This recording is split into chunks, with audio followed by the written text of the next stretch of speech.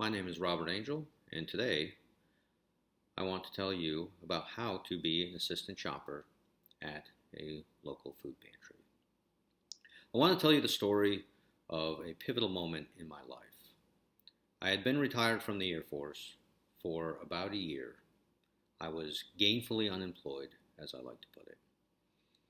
I had an abundance of time, and one day I was looking around at all the blessings that I had in my life, and I realized that not a lot of people in my community had the same opportunities that I had.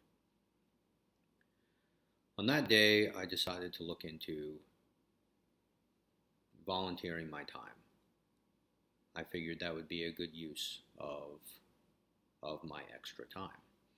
Now, I understand that my audience may not have this same gift.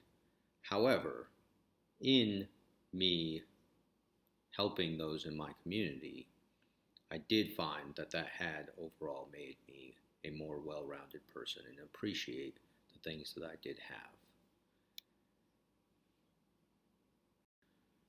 So, I'm going to tell you how to get started at a food pantry, what you're going to be expected to do as an assistant shopper, and how to conclude a shopping experience with a client at a food pantry. The first thing you're going to want to do is look up a food pantry in your area. Make contact. There's usually an email. There's going to be hours posted.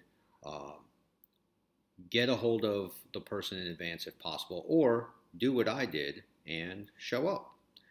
Show up and offer to help. They were very friendly.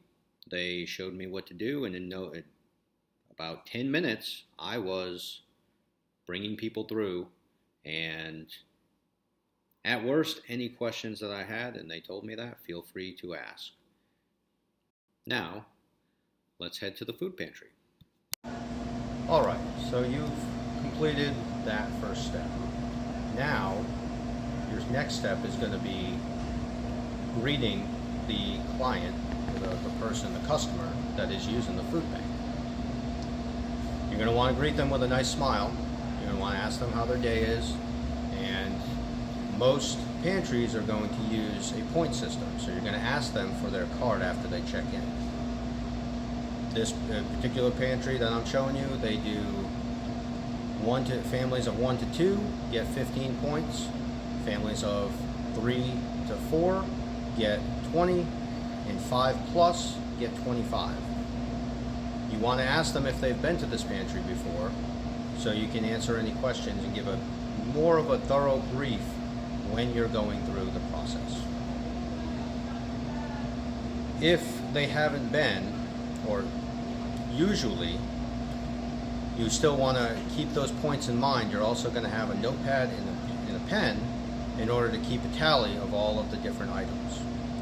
Behind me would be normally the fresh fruits and vegetables, and you would explain to them how that works.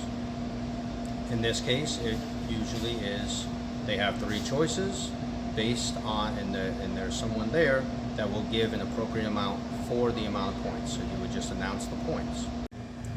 At the next station, you would have fresh dairy, bread, and meat.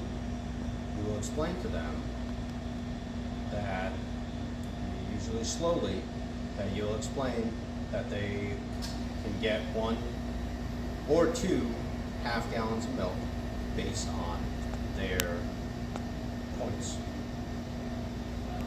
Bread, usually based on the variety, they'll also have different options based on those points as well. For the meat, they'll have 2 choices for most families in the smaller range. When they are complete and they have all their items, or they hit their limit, or sometimes there are people that will just, this is all I need, and they won't take everything.